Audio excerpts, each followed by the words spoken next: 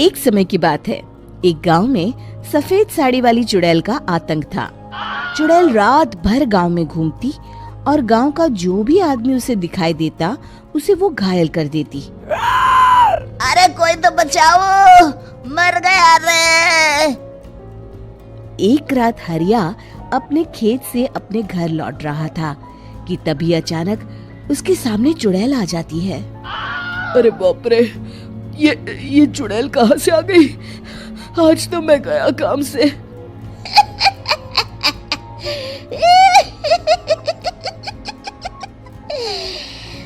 आज मुझे मेरा शिकार मिल गया। अरे चुड़ैल दीदी, मुझे छोड़ दो। जैसे ही चुड़ैल हरिया की तरफ बढ़ती है, हरिया वहाँ से भाग जाता है और अपने घर के दरवाजे पे पहुँचता है।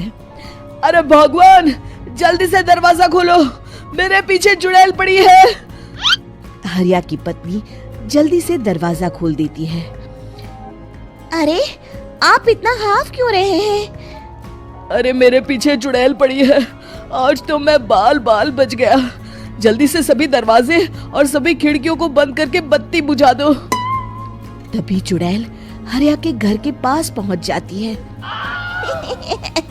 अरे वो आदमी कहाँ गायब हो गया? मैं भी देखती हूँ आखिर कब तक बचेगा।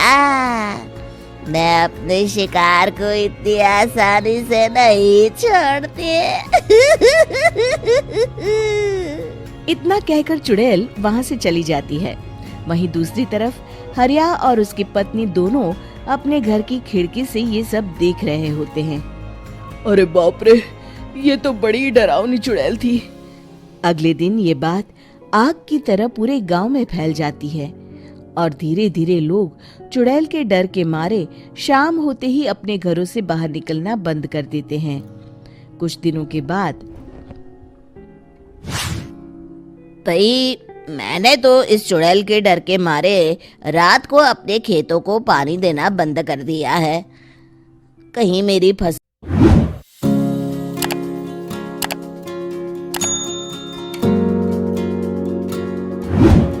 सूख गई तो मैं तो कहीं का नहीं रहूंगा।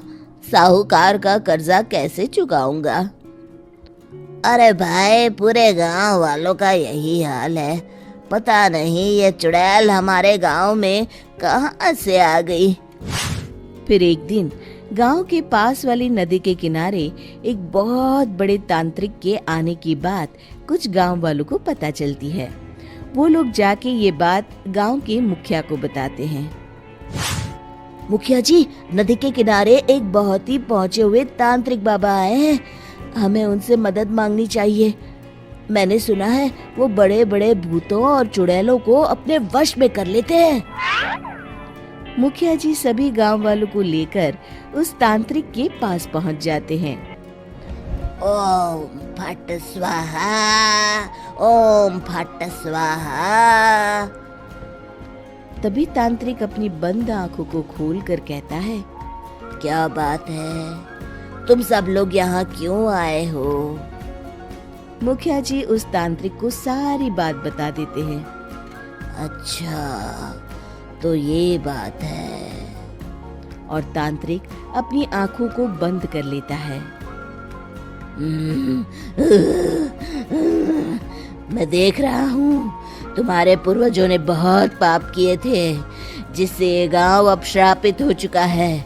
उसी के फल स्वरूप तुम्हारे गांव में चुड़ैल आई है। ये चुड़ैल बहुत खतरनाक है, ये किसी को नहीं छोड़ेगी।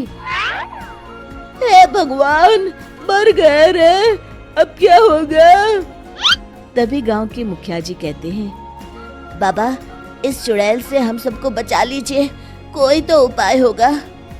इसका सिर्फ एक ही उपाय है। सभी गांव वालों को बारी बारी हर दिन अपनी आधी फसल उस पहाड़ी के ऊपर बनी काली गुफा में छोड़ के आनी होगी। तभी उस चुड़ैल की भूख मिटेगी और श्राप का प्रभाव खत्म हो जाएगा और तुम सब जिंदा बच जाओगे। सभी गांव वाले उस तांत्रिक की बात को मान लेते हैं और वहां से चले जाते हैं। फिर अगले दिन से रोज उस गांव के लोग बारी बारी से अपनी आधी फसल उस काली गुफा के पास जाकर रखाते।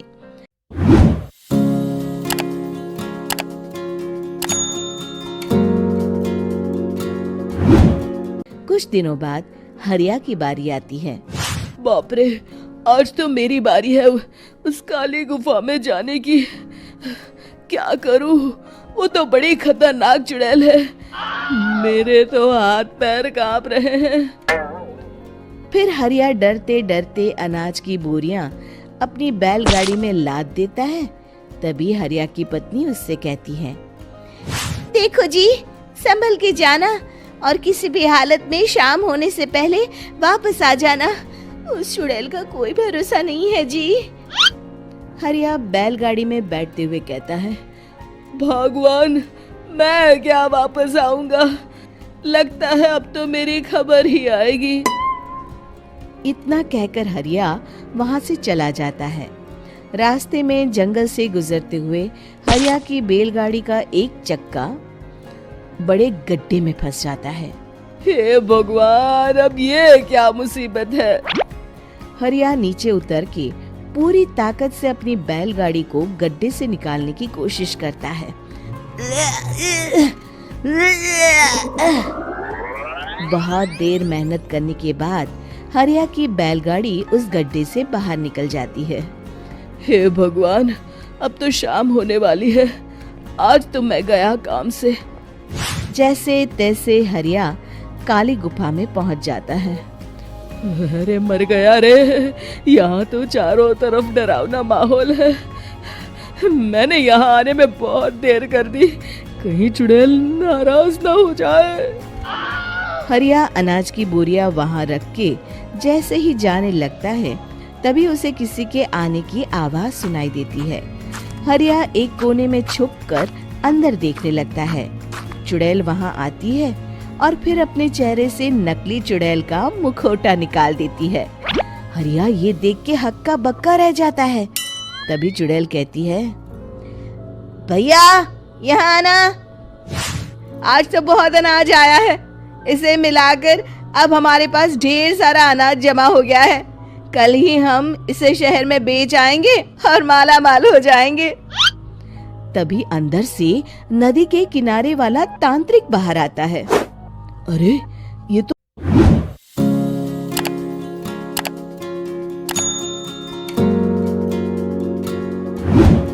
तांत्रिक बाबा है। हाँ, अब तो हम दोनों की जिंदगी मजे में कटेगी। गांव वालों को बेवकूफ बनाना इतना भी मुश्किल नहीं था। लोग तो तुम्हें सच में असली चुड़ैल समझते हैं। हाँ, तुमने सही कहा। अब ये गांव वाले चुड़ैल के डर से जिंदगी भर इस काली गुफा में अनाज पहुंचाते रहेंगे। अच्छा, तो ये बात है। ये दोनों पूरे गांव वालों को बेवकूफ बना रहे हैं। अभी जाकर सबको बताता हूँ। हरिया उन दोनों की पूरी बातें सुन लेता है और जल्दी से वापस गांव में आता है। गांव वालों को पूरी बात बता देता है। इससे पहले वो दोनों हमारा अनाज लेकर शहर जाए, हमें उन दोनों को पकड़ना होगा। उधर दूसरी तरफ नकली तांत्रिक और नकली चुड़ैल बनी औरत एक बड़ी गाड़ी में सारा अनाज लाद के वहां से निकलने की तैयारी कर रहे होते हैं। जल्दी करो, इससे पहले हमें कोई देख ले। हमें यहाँ से निकलना होगा। और तभी वो दोनों देखते हैं कि सामने से सभी गांव वाले अपने अपने हाथों में मशाल लेके आ रहे हैं। दोनों बुरी तरह डर जाते हैं। रुक जाओ, तुम दोनों का भांडा फूट चुका है। अरे मर गए रे, ये गांव वाले कहाँ से आ गए? तुमने क्या सोचा इतनी आसानी से यहाँ से निकल जाओगे? ये अनाज हमने अपने खून पसीने से दिन रात खेतों में मेहनत करके उगाया है। दोनों मुखिया जी के पैरों में गिर जाते हैं। हमें माफ कर दीजिए, हम दोनों एक नंबर के कामचोर हैं। बिना मेहनत किए पैसे कमाना चाहते थे। हाँ, अब हम आगे से मेहनत मजदूरी करके पैसे कमाएंगे। हमें कुछ मत करना, हमें छोड़ दीजिए। इतना कह के दोनों गांव छोड़ के भाग जाते हैं और सभी गांव वाले फिर से खुशी खुशी रहने लगते हैं। शिक्षा। तभी तो कहते हैं कि किसी भी समस्या का समाधान केवल सूझबूझ से ही करना चाहिए और कभी हिम्मत नहीं हारनी चाहिए। दोस्तों, हमें उम्मीद है कि आपको हमारी ये कहानी पसंद आई होगी। कृपया हमारे चैनल को सब्सक्राइब करें और सभी अपडेट्स के लिए बेल आइकन जरूर दबाएं। और हाँ, वीडियो लाइक और शेयर करना मत भूलिएगा। Bye bye.